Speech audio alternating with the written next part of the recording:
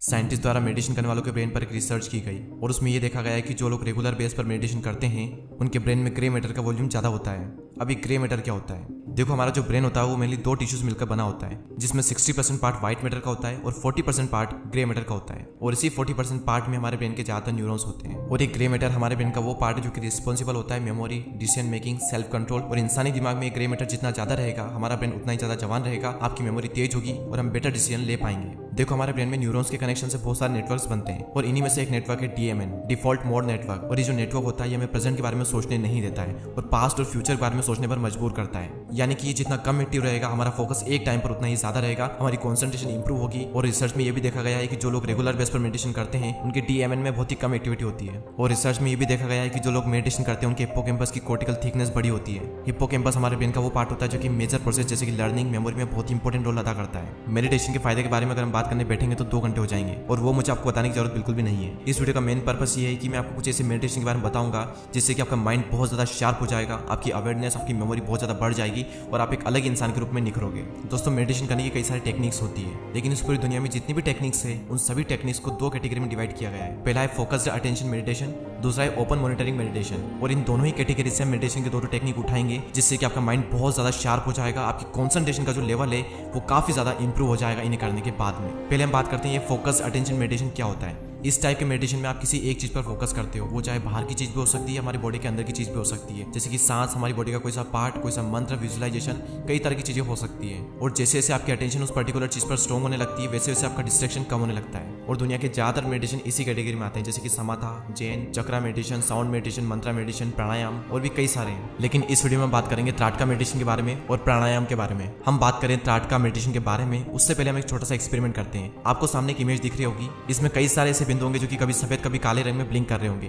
अब आपको क्या करना है, सिर्फ किसी एक बिंदु पर फोकस करना है और पूरे फोकस से सिर्फ उसको देखना है। और जब 3 या 4 सेकंड तक आप उस बिंदु को देखोगे तो आप देखोगे कि सारे जो बिंदु है उन्होंने ब्लिंक करना बंद कर दिया है। मैं आपको एक और एग्जांपल देता हूँ, आप इस इमेज को देखिए। आप जब इस इमेज को देखोगे तो अलग अलग जगह देखने पर आप पाओगे कि सारे जो चक्र हैं वो घूम रहे हैं, लेकिन जब आप किसी एक चक्र पर फोकस करोगे तो आप देखोगे कि सारे जो चक्र हैं उन्होंने घूमना बंद कर दिया है। अब इस एक्सपेरिमेंट से मैं आपको समझाना क्या चाहता था, अगर आपकी दृष्टि स्थिर है तो आपका दिमाग भी स्थिर हो जाएगा। अगर आपको अपना दिमाग स्थिर रखना है तो उसके लिए पहले आपको अपनी दृष्टि स्थिर रखनी होगी। हमारी 5 इंद्रियों में से दृष्टि ही एकमात्र ऐसी इंद्रिय है जो कि सबसे ज्यादा शक्तिशाली है। हमारी इंद्रियों द्वारा जितनी भी जानकारी हमारे दिमाग तक जाती है उसमें से 80% हमारे आंखों से जाती है। और ये तो मैंने आपको बताया कि हमारी आंखों का और दिमाग का क्या संबंध है, लेकिन इसका त्राटका मेडिटेशन से क्या ताल्लुक है। तो अब हम फाइनली बात करते हैं कि त्राटका मेडिटेशन कैसे किया जाता है। इसके लिए आपको एक शांत जगह पर बैठकर अपने पाँव फोल्ड कर लेना है। आपको अपनी पीठ बिल्कुल सीधी रखनी है और अपने एक हाथ इतनी दूरी पर बिल्कुल आंखों के सामने, ना ज्यादा ऊपर ना ज्यादा नीचे, सामने आप कुछ भी रख सकते हो, चाहे ग्लास, पेन या फिर सिंपल सफेद दीवार पर एक डॉट बना सकते हो या फिर मोमबत्ती का यूज भी कर सकते हो।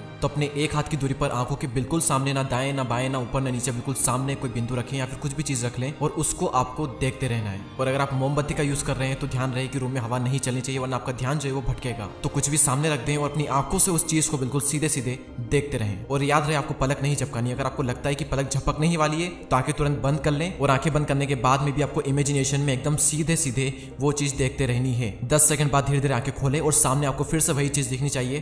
फिर से आपको ये प्रोसेस करनी है, उसे देखते रहना है, देखते रहना है। जैसे ही पलक झपकने वाली है, आप कंट्रोल नहीं कर पा रहे हो तो तब अपनी आंखें बंद कर लें और फिर से उसे इमेजिनेशन में देखें। फिर 5 या 10 सेकंड के लिए आंखें बंद करें, फिर से उसे खोलें और फिर से उस चीज को देखते रहें। अब इस मेडिटेशन को करने से हमारे दिमाग पर क्या फर्क पड़ेगा, जब हम अपनी आंखों से दाएं तरफ देखते हैं तो हमारे मस्तिष्क का राइट हेमिस्फीयर एक्टिव हो जाता है, और जब हम अपनी आंखों से बाएं तरफ देखते हैं तो हमारे दिमाग का लेफ्ट हेमिस्फीयर एक्टिव हो जाता है। लेकिन जब हम त्राटक मेडिटेशन करते हैं हमारी जो आंखें होती है वो बिल्कुल सेंटर में होती है, जिसकी वजह से हमारे दोनों हेमिस्फीयर एक साथ एक्टिव हो जाते हैं, जिससे कि हमारी स्मरण शक्ति, चीजों को समझने की, प्रॉब्लम सोल्व करने की एबिलिटी बढ़ जाती है और साथ ही साथ आपका फोकस एंड कंसंट्रेशन भी काफी हद तक बढ़ जाता है। अब फोकस्ड अटेंशन मेडिटेशन के अंदर हम एक और मेडिटेशन के बारे में बात करते हैं जो कि दुनिया का सबसे ज्यादा इफेक्टिव मेडिटेशन है हमारी कंसंट्रेशन और फोकस को बढ़ाने के लिए, जिसे हम कहते हैं प्राणायाम। क्या आपको पता है कि मेडिटेशन में और प्राणायाम में हमें हमारी सांसों पर फोकस करने को क्यों कहा जाता है? ऐसा माना जाता है कि जितनी गहरी आपकी सांस होगी आपका दिमाग उतना ही ज्यादा तेज होगा, और ये बात साइंटिफिकली प्रूवन भी है, क्योंकि जब आप सांस अंदर की ओर लेते हो तो आपका ब्रेन का एक पार्ट लोकस कोरिलेस में एक्टिविटी बढ़ जाती है।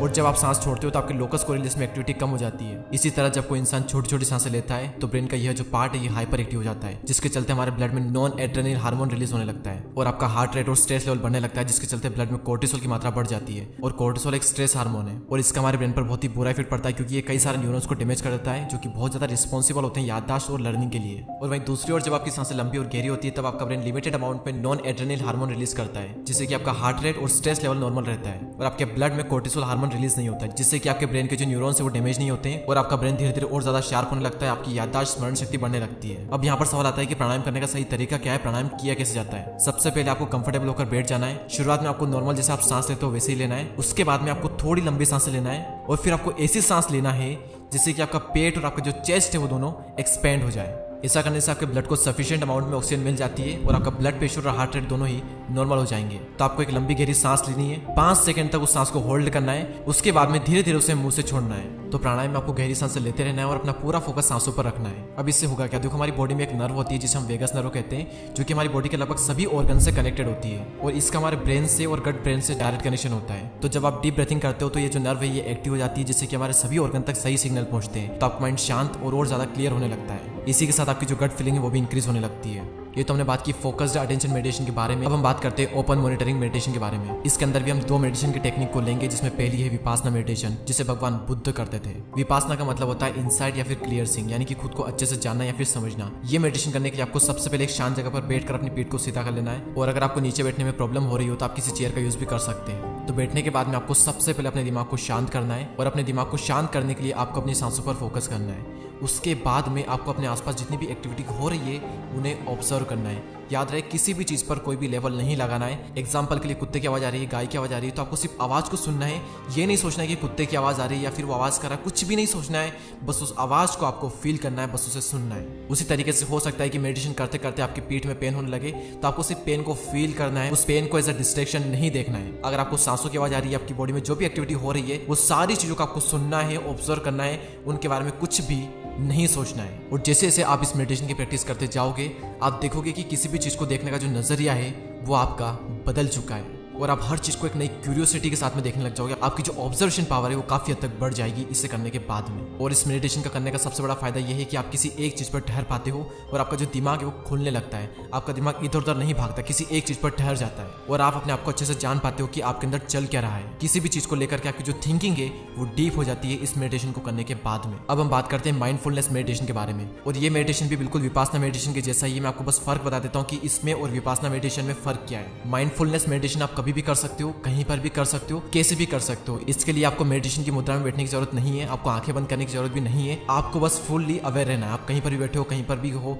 खा रहे हो, पी रहे हो, कुछ भी कर रहे हो, आपको बस अवेयर रहना है। आपके आसपास जो भी हो रहा है उसे ऑब्जर्व करना है बस। एग्जाम्पल के लिए हो सकता है कि आप कहीं पर बैठ कर या फिर खड़े होकर या फिर लेट करके इस वीडियो को देख रहे हो, तो इस वीडियो को पॉज करो और अपने आसपास देखो कि क्या हो रहा है। किसी भी चीज पर याद रहे कोई भी लेवल नहीं लगाना है। ये बिल्कुल विपासना मेडिटेशन के जैसा ही है, बस इसमें कुछ कंडीशन बदल जाती है। तो आपको किसी चीज पर कोई लेवल नहीं लगाना है। गौर करो कि आपके आसपास क्या क्या हो रहा है। कोई आवाज आ रही है तो किस टाइप से आवाज आ रही है, उस आवाज पर लेवल मत लगाना। जो आवाज आ रही है उसे फील करो। आपकी सांसों की आवाज, आपकी धड़कन की आवाज, आपकी बॉडी में क्या हो रहा है क्या नहीं हो रहा है, सभी चीजों को ऑब्जर्व करो। और एक और बात की, वो चाहे कोई सा भी मेडिटेशन हो, आपको एक बात ध्यान में रखनी है कि मेडिटेशन करते वक्त आपका ध्यान भटकेगा ही भटकेगा, क्योंकि हमारे माइंड को आदत हो चुकी है डिस्ट्रैक्ट होने की। तो मेडिटेशन करते वक्त भी आपके साथ में ये होगा तो इट्स नॉर्मल।